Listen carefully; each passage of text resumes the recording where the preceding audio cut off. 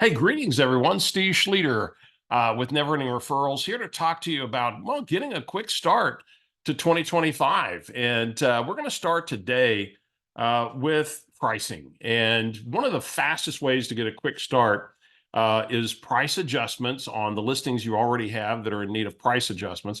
Let's get those right this week and move those transactions to pending status.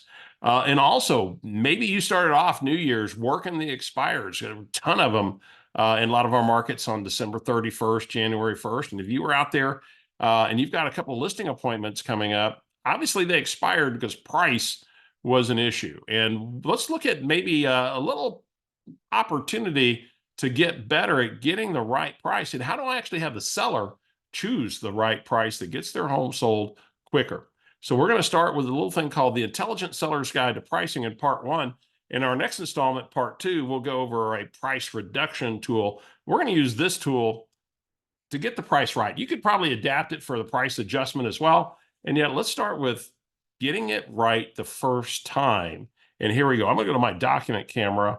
And let me just explain that this little tool I call the Intelligent Seller's Guide to Pricing will come into play after you've gone through the normal CMA stuff. You've gone through the active listings, the pendings, the under contracts, and you said, I would like to, now that we've looked at all this, I'd like to educate you a little bit on the factors that are impacting the choice of where we price your home today. And would that be okay? And I'm going to do this on a legal pad. I'm not going to have this pre-printed in any form or fashion because I want this to be educational. And so what I'll do is right there on my legal pad, I'm going to draw these three lines. I'm going to draw two vertical lines with arrows on each end. And I'm going to start on the left side and I'm saying, now there's really broadly two markets that you hear people talk about, folks, and it's a seller's market, and a seller's market means high demand for real estate and not a lot of supply, a lot of competition for housing. And then, of course, there's buyer's market, which means there's more supply, maybe decreased demand, and it's the market favors the buyer a little bit more. You've probably been paying some attention to the market, and where does it feel like we are right now? And they said, well, we hear it both ways. We hear still low inventory, but we hear, a lot fewer sales. And I said, well, I'll explain that in just a minute. Let me explain the factors that influence this. And some of the factors we have to consider is what is the trend? Which way is the market moving? Not just where it is or where it's been. What's the trend? And our risk tolerance for, riding out a market, adjustment. Do we, have time to work with? What are our goals? Do we want to take a lot of risk betting on maybe a market that's not there or trending away from where we might ordinarily have positioned the home? And the other factors that come into play are, what is its condition? So what's the condition of the home and how much time do we have to get the job done to get you moved? Now, I know you guys were moving to Wichita, and in April's the ideal time frame for you. So we'll keep all that in mind. And so the other factor here also is condition. Is it in like model home condition, being a 10 out of a 10, or is it got a lot of deferred maintenance and problems, which might make it less than a 5?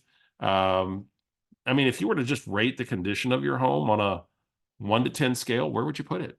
And let's say they say, that's an 8 or 9.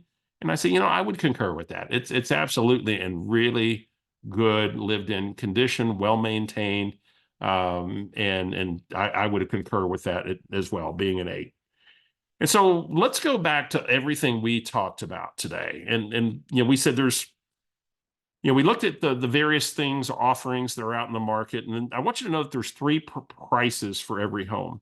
There's premium, and that's looking at all the data and saying, here's the highest amount I can justify based upon condition, terms, all the right stuff. This is the premium we can wring out of the market here in Lazy Acres. Then there's market price. What's really the maybe ordinary market value for a home in good condition with average time on the market? And then what is the maybe wholesale price? What's that price for an all cash offer, that gets me out of here without even going on the market? And so based on everything we looked at, here's the way I see it laying out in terms of range. I believe that the highest that anything we looked at justified was about 375. Can y'all see where I came to that conclusion based upon what we looked at? And I'm going to assume they're going to say yes. Now, the market price, when we take in consideration all the competition, the condition of some of the competition, our condition, our offerings, feels like it's 350 to 355,000 the way we looked at it. And now, if we want to get you out of here, all cash, get you out of here, quick sale, not even on the market, maybe it's 315. So before we pick and identify the price for your home, Mr. and Ms. Seller, I want to go back to the things that are influencing the decision. Sometimes I've had sellers, go for the premium price. And that worked out really well when the trend was this direction. And right now, what we've seen a consistent growing of inventory, which means we're trending towards the middle or a more balanced market, and where not every home gets multiple offers anymore. Some homes don't get offers and some go unsold. As a matter of fact, just here at the end of the year, December 31, we had blank number of homes expire unsold. They had gone through their listing term. In fact, in the last 30 days, there have been blank homes not sell. And they were what we call expired listings. They went all the way through their term, whether it was 3 months, 6 months, whatever it was, and they didn't sell. So that being said, we've got to monitor this trend carefully. And with the trend is the consideration of your tolerance for risk. Am I willing to bet high, and when the trend's going this direction, hoping that the trend's going to reverse itself, or that I'll just stand out a little bit more than maybe something else that might come on the market between now and next week, or through 2 weeks from now, or 3 weeks from now? So often a strategy when we're trending this direction, folks, is to go right to market price. And I've had some people even go just a smidge below and stay firm if you have to. And in fact, positioning oneself to be the next one under contract would be a smart play today, especially if we are in a softening trend here I'm in San Antonio.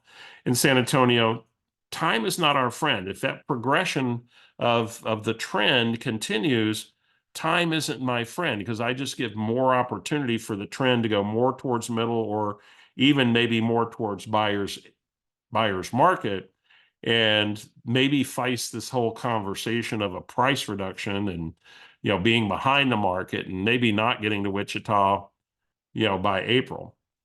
So looking at everything we took a look at, and again, all of this is based upon all the information you and I looked at together, I draw the conclusion that we've got a range of, maybe just below 350 to 375. Again, I don't think we want to do this, right? And again, understanding that the 375, if we do exceptional staging, if just, and all the bells and planets and, everything aligns, maybe. And yet, my question for you, based on everything we looked at and understanding these factors, what feels like Wichita by the end of April? Where do you see price in your view? And guys, I will tell you, more times than not, they will go right to market, or they will go just a little bit below here. And because they now understand the dynamics that are in play. And in my market, we're seeing this trend towards the middle. We're even seeing the trend in parts of our market to a buyer's market where we've got 6 months and plus supply. So this is a real conversation. It gives them the power to be part of making the choice, and it gives them ownership of the price. So, excuse me. So that being said, that's the seller's guide to pricing, intelligent seller's guide to pricing. Now, one last element. Let's say they say, well, they're gonna reach for 375. Hey, Steve, let's go for it anyway. I want to go for it. I said, okay, well, we can, but let me explain one thing before we make that, final decision. It's that final offer, right? However that was in the game show, is I want you to consider this. Do you know what these dotted lines represent? And they won't know. Say, well, this could be future wholesale. So if a trend were to get more pronounced, let's say we did go into a recession or something, that means that's future what? Future market, and that's future premium. If a trend gets more pronounced, you can find yourself chasing a market down and never catching it. I don't necessarily see that right now. And yet I want to caution against being caught behind a trend. And of course, my job to watch the market, I'll watch the market. If you'd like to put it at 375, I'm okay with that.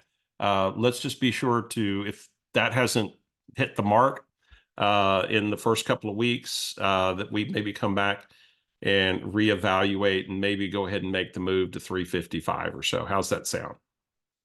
And there you go, folks. So that's the Intelligent Seller's Guide to Pricing with the talking pad. You could adapt this for price adjustments, but we're going to look at a different strategy for that in our next video. See ya. Bye.